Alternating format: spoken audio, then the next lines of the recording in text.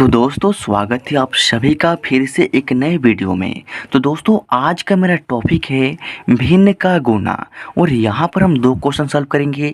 ये है हमारा पहला क्वेश्चन और ये है हमारा दूसरा नंबर क्वेश्चन। दोनों क्वेश्चन को काफ़ी आसान तरीके से सॉल्व करेंगे और इस वीडियो को देखने के बाद मैं आपसे वादा करता हूँ कि आप किसी भी भिन्न के गुना को काफ़ी आसान तरीके से सॉल्व करेंगे, क्योंकि इस वीडियो के माध्यम से ना आपको काफ़ी आसान तरीका बताया जाएगा।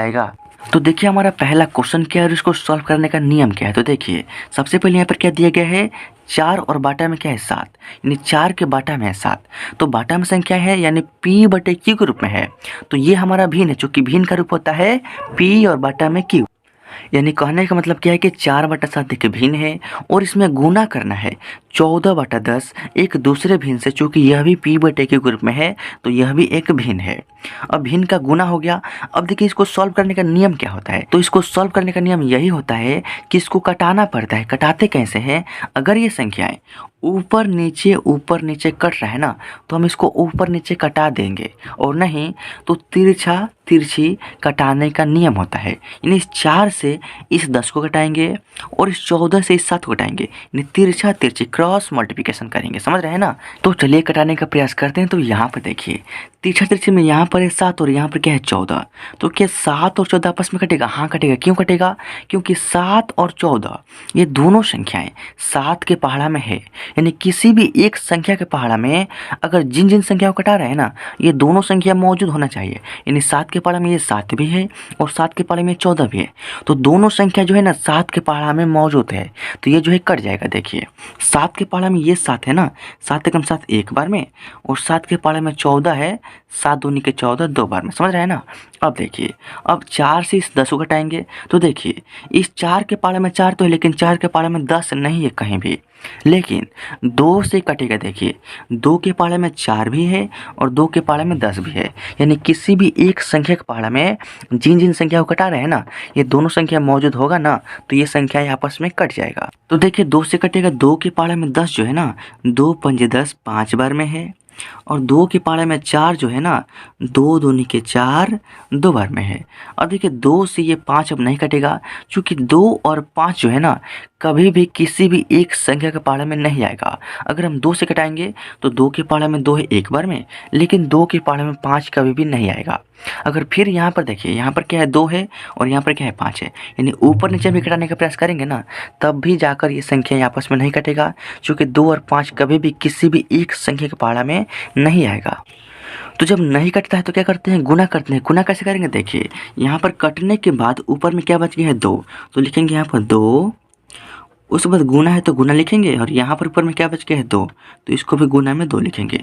अब देखिए बाटा में क्या बच गया, यहाँ पर कटने के बाद 1 और गुना में यहाँ पर कटने के बाद 5 बच गया है, तो यहाँ पर 5 हम लिख देंगे। अब देखिए जब 2 का गुना करेंगे 2 में, तो 2 दूनी के हो जाएगा आपका 4, और जब 1 का गुना करेंगे 5 में, तो आपका हो जाएगा 5, और 4/5 ये हो गया इस क्वेश्चन का फाइनल आंसर।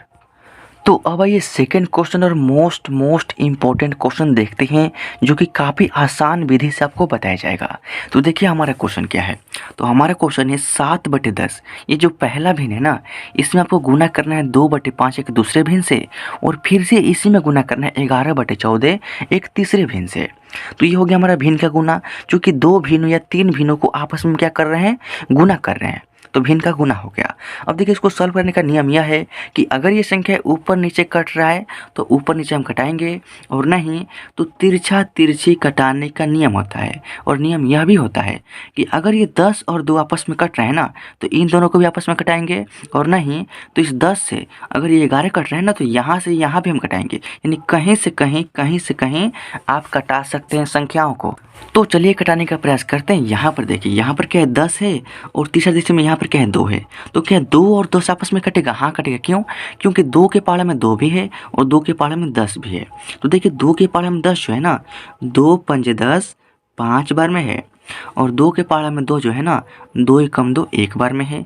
अब देखिए यहाँ पर क्या है 5 और यहाँ पर क्या है 11। तो क्या 5 और 11 आपस में कटेगा? नहीं कटेगा। क्यों? क्योंकि किसी भी एक संख्या के पहाड़ा में अगर दोनों संख्या आएगा ना तब कटेगा, अन्यथा नहीं कटेगा।